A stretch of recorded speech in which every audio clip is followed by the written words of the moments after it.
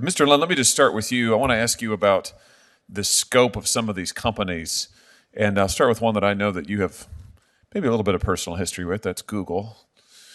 Google, let me just read to you a summary of Google's current holdings. Google Alphabet owns YouTube, Android and Pixel phones, Waymo, which is a self-driving car project, Project Wing, which is a commercial drone delivery service, Google Fiber, internet TV phone service, Google Cloud, G Suite, which of course is Gmail, Calendar, Hangouts, etc. Verily, that's a healthcare company. Sidewalk Labs, which is an urban development company. Google Capital, which is an equity investment fund. DeepMind, which focuses on AI. Project Loom, this is one of my favorites, which seeks to use hot air balloons to expand global internet access.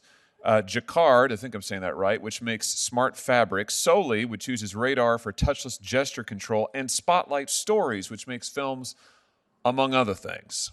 In other words, Alphabet Google owns a whole lot of stuff across a whole lot of industries. Here's my question to you. Is this a good idea? Is it a good idea to have one company competing in and indeed exercising dominant influence in multiple industries all at the same time? Absolutely not. And I mean, you left off a few from that list. I did. Chrome, Maps, there is absolutely no reason, for instance, why YouTube needs to be connected to a mapping system. There is no reason for Chrome to be connected to cloud.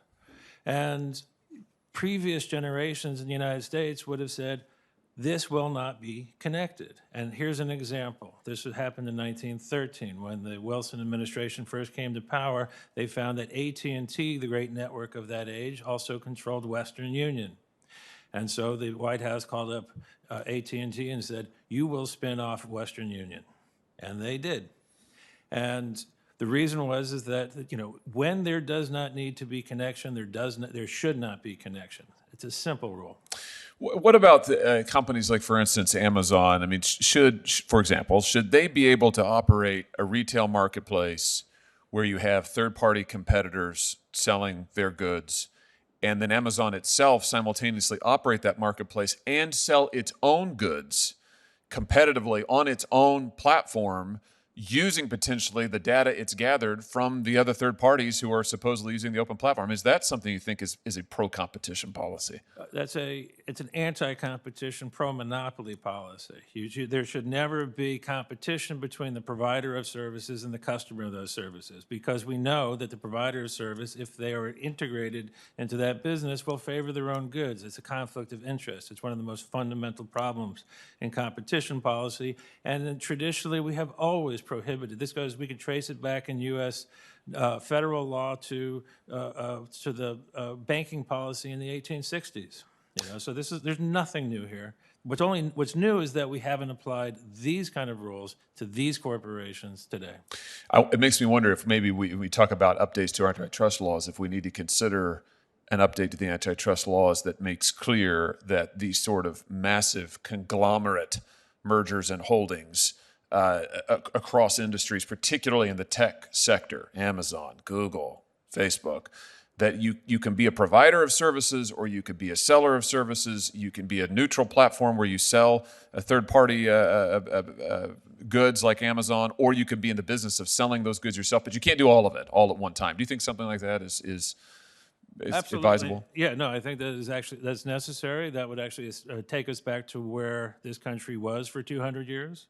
That would restore the basic structure of power that existed when we were truly a democracy, when we were making ourselves a more perfect democracy. There's one other point that I'd like to make, which is that it's when you have a platform, when you have a provider of services, and this is especially true in the era of digital economics, is that you have to ensure that platform is entirely neutral in its provision of services. This goes back, we know this from the railways. Thou shalt you shall post your prices, and you will deal with everybody in the order in which they come. And there will never be any discrimination for anybody, because you, as a monopolist, have the power of government. We are basically ceding this power to govern to you, and therefore there will be rule of law, and the way to establish rule of law under the governance of monopoly is through no anti-discrimination laws and rules. And let me ask you an adjacent question to this.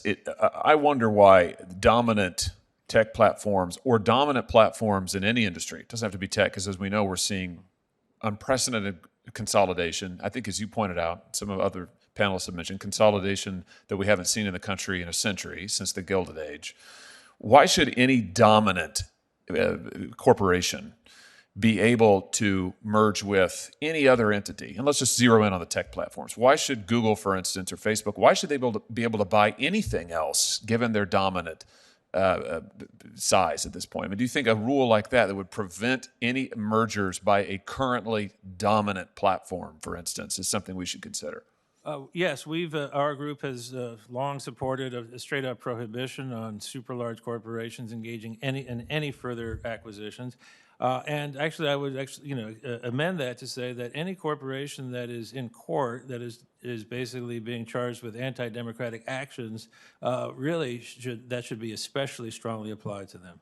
Let me ask you about this idea about an abuse of dominance rule that would put into as a presumption in the law that certain business practices are just per se illegal when they are carried out by a dominant corporation. Do you think that's something that we ought to consider? I think it would be difficult to sort of draw a line between a super dominant sort of a corporation at the national level, the international level, and a dominant corporation at a local level. One of the things that we saw was, say, the Robinson-Patman Act. It was designed to actually give people powers that they were able to deal with the dominant local monopolist, the local warehouser, or we did this with local railways. You don't want to have discrimination by the short line, just as you don't want to have discrimination by the trunk line.